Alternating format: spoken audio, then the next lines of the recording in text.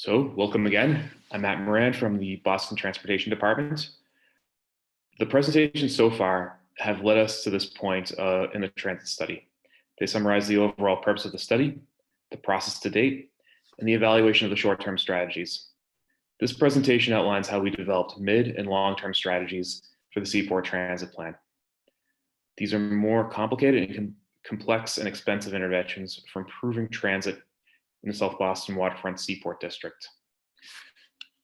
We went through an evaluation process similar to the one we engaged with for the short-term strategies.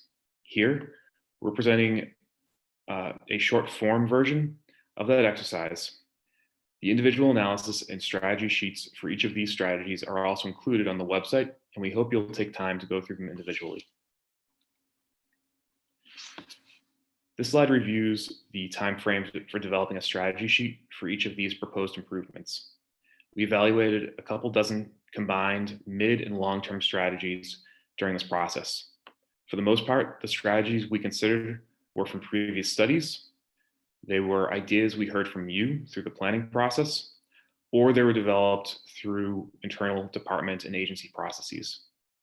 These strategies have probably not been seen in full form together, so we describe them to the extent possible.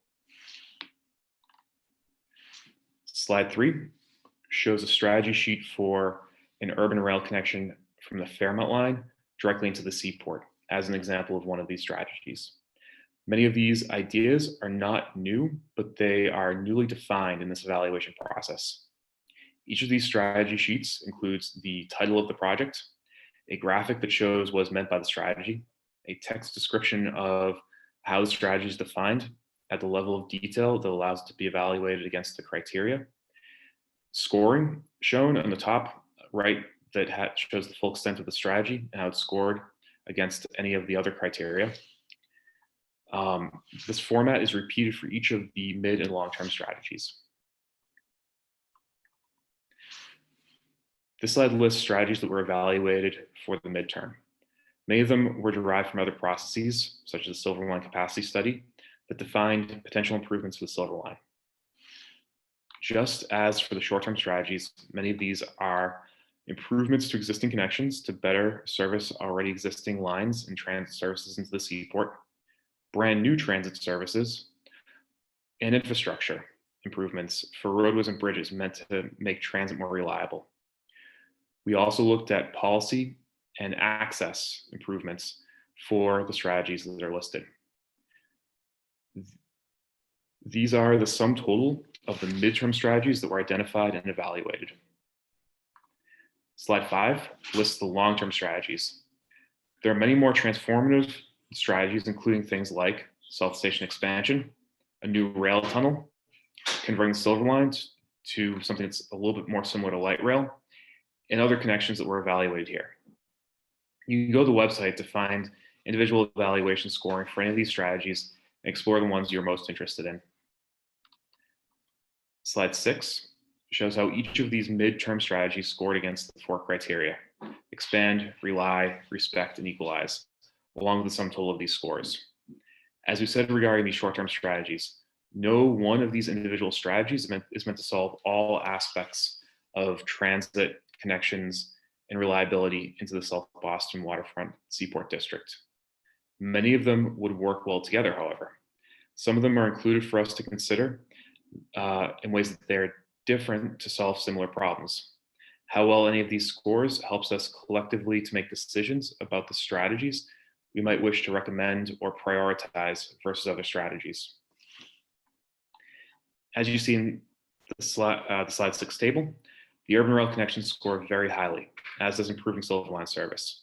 Although approaches such as transportation demand management don't score particularly well, some are elements that likely would need to be in place in order to maximize the benefits of the other strategies. Looking at short-term strategies looking at long-term strategies, they are more complicated and would take longer and require more planning, permitting, and funding to make them happen. The strategy that scores highly here is a new Cross Harbor Rail Link tunnel, as well as improving Silver Line service. How can you be a part of this process? What we're asking for at this point is for you to go through each of the individual strategies, review the scoring, how well each of these strategies did against the metrics, and provide comments to us, just as you did for the short-term strategies. We're looking for this feedback to make sure that what we're presenting is thorough and responsive to the concerns you identified in this process. We invite you to provide comments at the email link below from your perspective, perhaps as an employer or a resident, a transit rider or a potential transit rider, a pedestrian, a cyclist, or some combination of all of those. Ultimately, we would like to get your comments in advance of our release of the city's draft South Boston Seaport Strategies Transit Plan, so we can think about them and hopefully incorporate them into that draft. The planning team will review the scoring and recommended prioritized list of projects the city believes best responds to the needs of the South Boston Seaport from a transit perspective.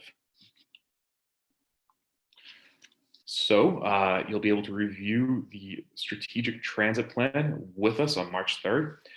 We look forward to your thoughts and your input. There's going to be a link you can download from this site inviting you to that meeting. If you are already on our mailing list, stay tuned for additional announcements. If you want to sign up, send an email to Jim Fitzgerald, the project manager, at james.fitzgerald@boston.gov. Thank you so much for your time.